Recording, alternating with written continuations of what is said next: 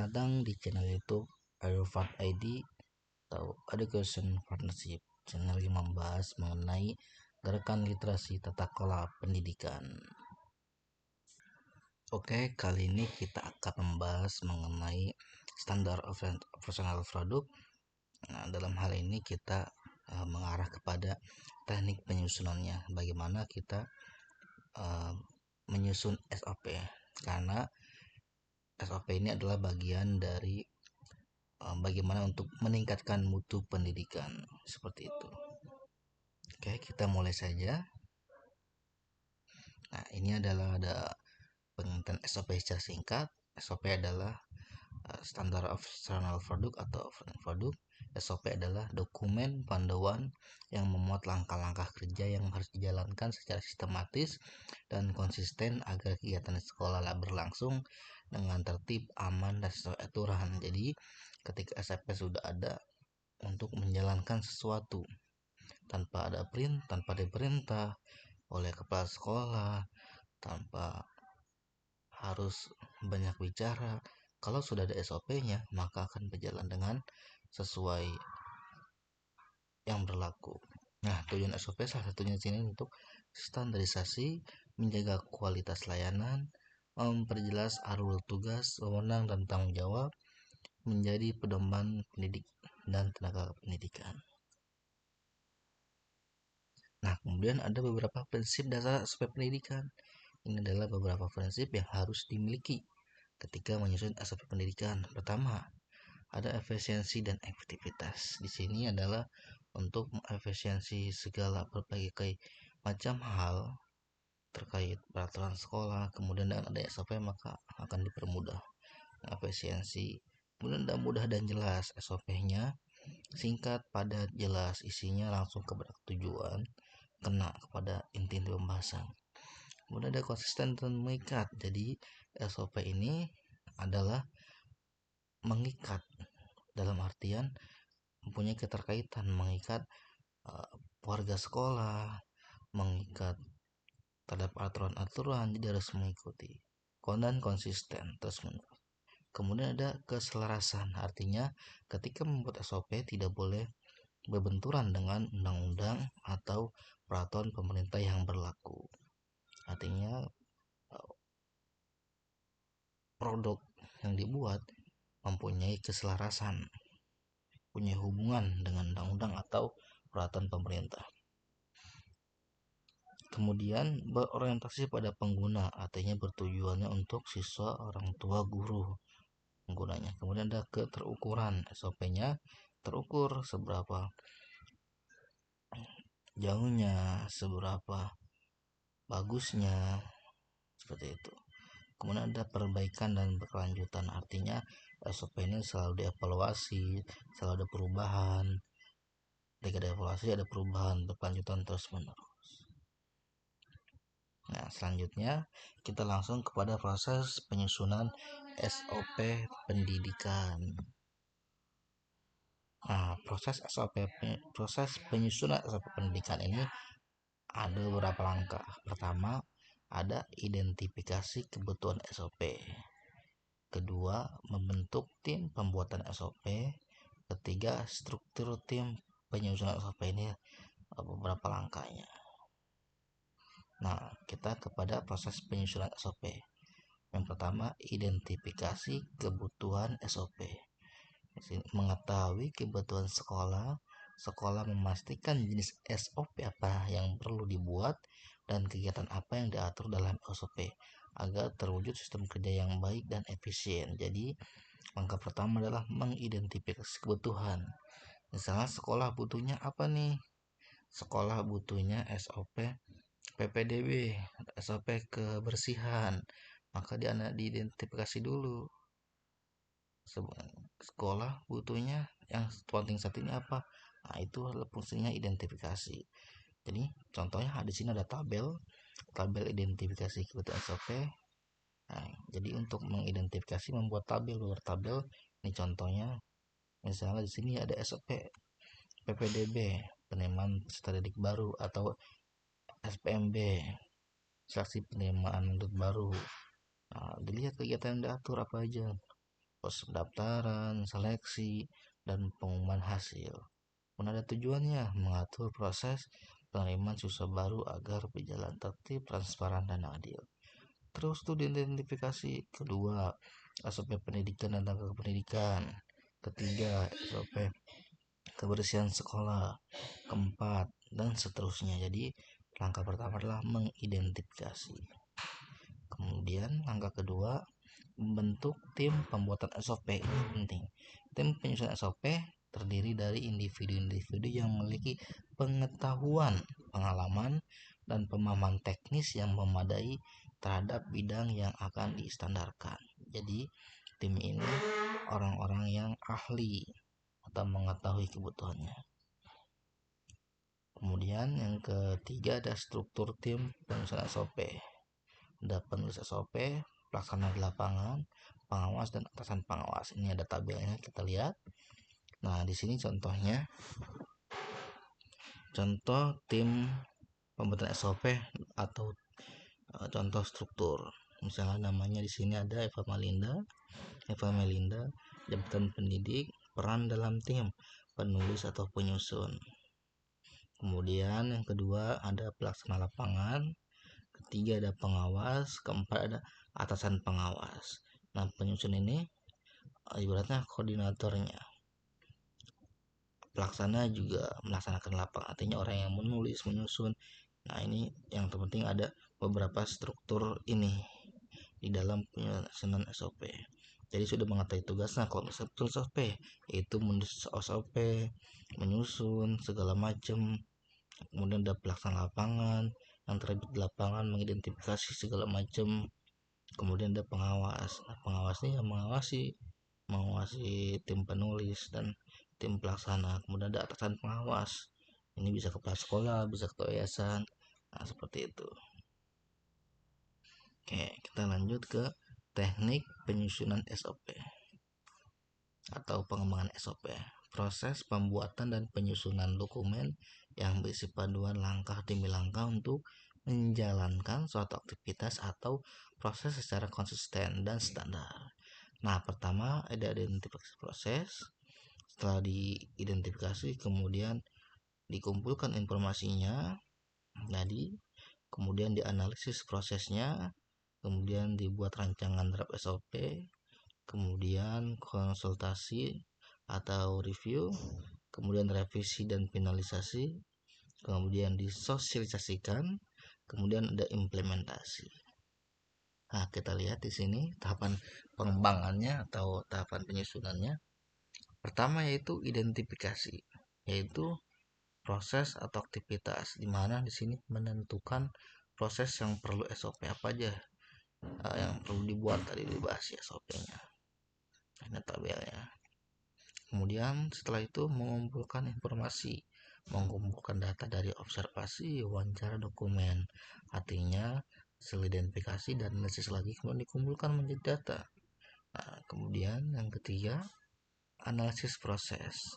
Nah, ini dia menganalisis alur kerja dan resiko.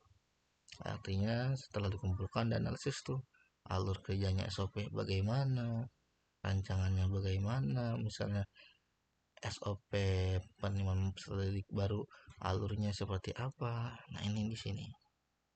Kemudian ada rancangan daftar SOP, menyusun kerangka dan isi SOP. Ini disusun nih. SOP-nya dibuat. Segala mulai dari tujuan sampai membuat flowchart atau diagram alur. Nah, kemudian konsultasi dan review. Setelah SOP dibuat, ada konsultasi dan review itu mengkaji draft bersama pihak terkait, artinya bersama orang-orang yang ahli di bidangnya. Kemudian dari revisi dan finalisasi, memperbaiki dan menetapkan revisi final SOP. Kemudian ada sosialisasi dan pelatihan, artinya setelah dibuat SOP ini disosialisasikan ke sekolah, ke orang tua murid, ke siswa, malah bisa melalui WhatsApp, media, surat pemberitahuan, surat tugas, kabar, sebagainya. Kemudian ada implementasi. Ini adalah pelaksanaan SOP dan monitoring. kira-kira itu langkah-langkahnya. Nah ini beberapa tabel penetapan SOP. Setiap SOP selalu ada tabelnya, ada tabel penetapan harus. Ini contohnya. Nah, di sini penyusun SOP siapa, reviewnya siapa, pengesahan akhir siapa, ditangani penyusun, ketua penyusunnya, reviewer bisa banyak, bisa siapa aja, satu yayasan, kepala sekolah atau orang yang ahli, yang ada pengesahan akhir. Nah ini ada tabel monitoring dan evaluasi. Nah monitoring bisa mencakup, ini ada beberapa, seberapa sering akan dipantau, pun ada apa aja yang dilakukan tolak ukur. Kemudian ada metode monitoring, bisa langsung, checklist, telepon rutin, wawancara, dan sebagainya. Kemudian ada petugas, siapa yang bertugas mengawasi. Ini ada contohnya ya. Nah ini contohnya tabel evaluasi. Nah kita ke praktek di sini. Format dan komponen SOP. Oh ini contoh isinya ya, isi SOP apa saja. Pertama, SOP itu ada judul. Judul menyebutkan secara spesifik kegiatan atau proses. Ini judulnya. Yang judulnya prosedur kebersihan misalnya. Kemudian ada nomor dokumen. Kode ini untuk identifikasi dan pengarsipan SOP. Ini dokumen-dokumennya.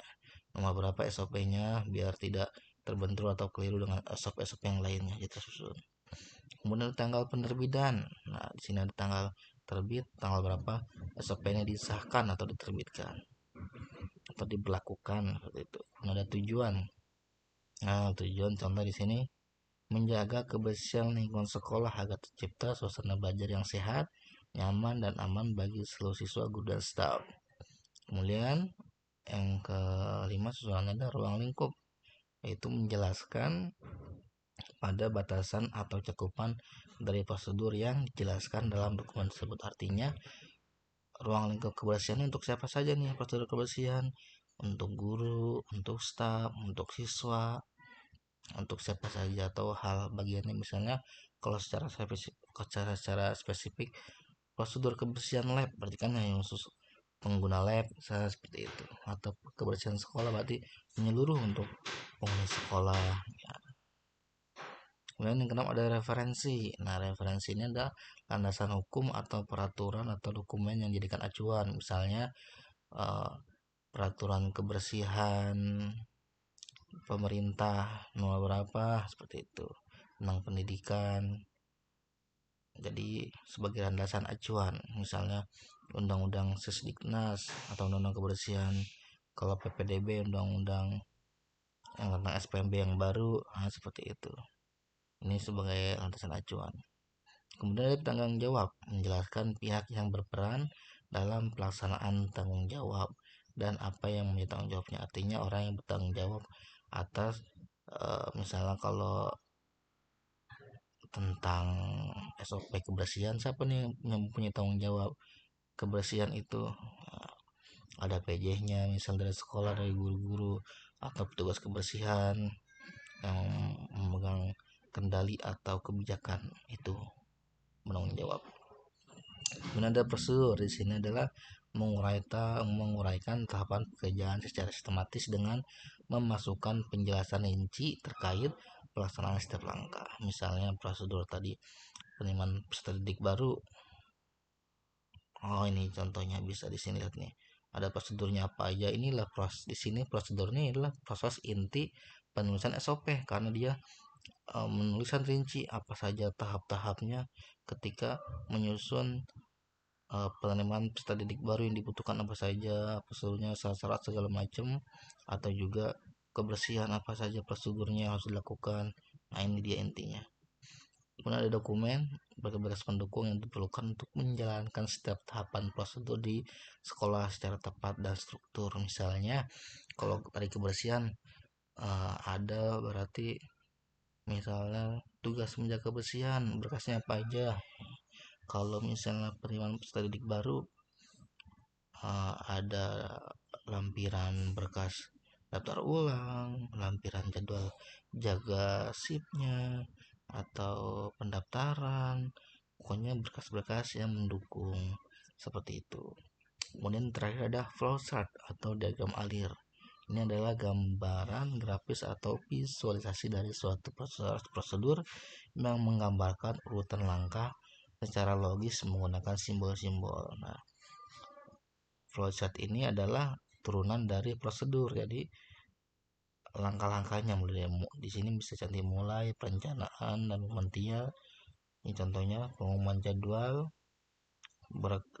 kemudian ada pendaftaran calon peserta didik, verifikasi, berkas lengkap, seleksi jalur, pengumuman daftar ulang, tidak terulang, siswa baru akan menjadi selesai. Jadi ini adalah gambaran ketika melihat prosedur, ini gambaran gampang ya, ada flowchartnya, jadi jelas alurnya, bisa dilihat dengan mudah seperti itu. Ini ya. Kemudian dalam lampiran tambahan atau data formulir pendukung seperti dijelaskan, lampiran-lampiran dokumen bisa sebenarnya ada pengesahan, tanda tangan pihak yang menyusun dan review, dan mengesahkan SOP. Ini contoh pengesahannya. Nah, ini diperiksa, disetujui, disusun. Kemudian ada riwayat perubahan. Ini adalah ketika mengalami perubahan SOP atau revisi. Nah, ini nomor, tanggal, halaman apa yang diubah, uraian yang diubah apa saja, ada halaman, uraian perubahan, kemudian disahkan oleh siapa.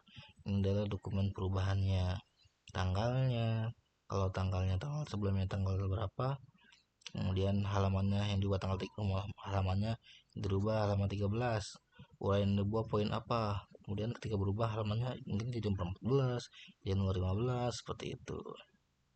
Oke. Nah, ini komponen SOP ya. Kira-kira seperti ini. Ada lembar pengesahan, perubahan dokumen, SOP-nya isinya tujuan, ruang lingkup, referensi, tanggung jawab, definisi dokumen, prosedur, diagram alur, atau flowchart ya. Nah, bagaimana, sudah paham? Kalau sudah, bisa langsung praktek nih, apa saja dibuat, tujuannya apa, ruang lingkup apa. Nah, kita coba praktek nanti. Oke, terima kasih. Ini ada sosial media kita yang bisa kalian ikuti. Kita dari Education Partnership. Nah, ini ada Instagram kami, ada TikTok, dan juga YouTube. Kami mempunyai moto yaitu gerakan literasi tata kelola pendidikan. Kita akan mengelola pendidikan, mutu, segala macam. Seperti itu. Oke, sekarang kita praktek ya kepada membuat standar professional produk atau SOP, prosedur. Nah, ini contoh beberapa susunannya kita akan isi nanti ya di sini. Nah, sekarang kita ke tujuan. Misalnya di sini kita buat tujuannya menetapkan prosedur yang baku dalam proses penerimaan peserta didik baru agar lebih tertib dan sebagainya dan lain-lain, misalnya agar lebih tertib, transparan, objektif, segala macam lah. Jadi tujuan pembuatan SOP penerimaan peserta didik baru, bukan tujuan yang lain ya. Kemudian ada ruang lingkupnya. Misalnya ruang lingkupnya mencakup seluruh tahapan penerimaan PPDB atau sekarang SPMB namanya ya, SPMB, mulai dari pendaftaran sampai pengumuman, gitu misalnya, atau bisa ditambahkan pengumuman, seleksi, segala macam. Atau ruang lingkupnya ya, ditulis, dideskripsikan untuk peserta didik. Nah, seperti itu. Kemudian ada referensi. Referensi di sini adalah dokumen-dokumen terkait yang berhubungan dengan pemerintah yang mengatur PPDB, misalnya Permendikbud Ya misalnya nomor 1 tahun 2021 tentang PPDB. Nah, kalau ada yang baru ditulis di sini yang baru, misalnya peraturan pemerintah yang baru tentang SPMB nomor berapa ditulis. Tahu di sini peraturan kepala sekolah bisa juga, atau biasanya kan setiap daerah mempunyai peraturan berbeda ya di SMA segala macam. Mungkin bisa ditulis perda kepala dinas setempat dan sebagainya. Nah, kemudian penanggung jawab di sini ya, siapa penanggung jawabnya? Mungkin kepala sekolah.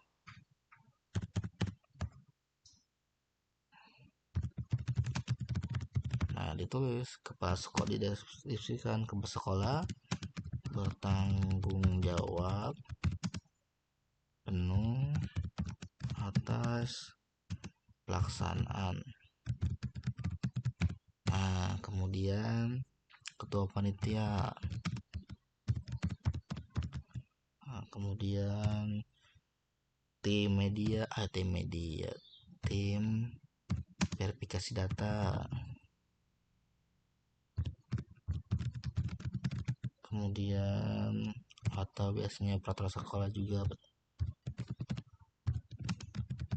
Nah, ini dijelaskan misalnya ketua panitia bertanggung jawab atas apa, tim verifikasi, nah, dijelasin semuanya. Kemudian nah di sini ada definisi. Definisi ini isinya mengenai PPDB itu apa, misalnya PPDB atau SPMB ya. Nah, PPDB atau SPMB ditulislah di sini. Misalnya PPDB adalah atau SPMB adalah proses seleksi dan penerimaan calon peserta didik baru jenjang pendidikan. Nah, kemudian panitia PPDB adalah yang bertanggung jawab atas pelaksanaan gitu.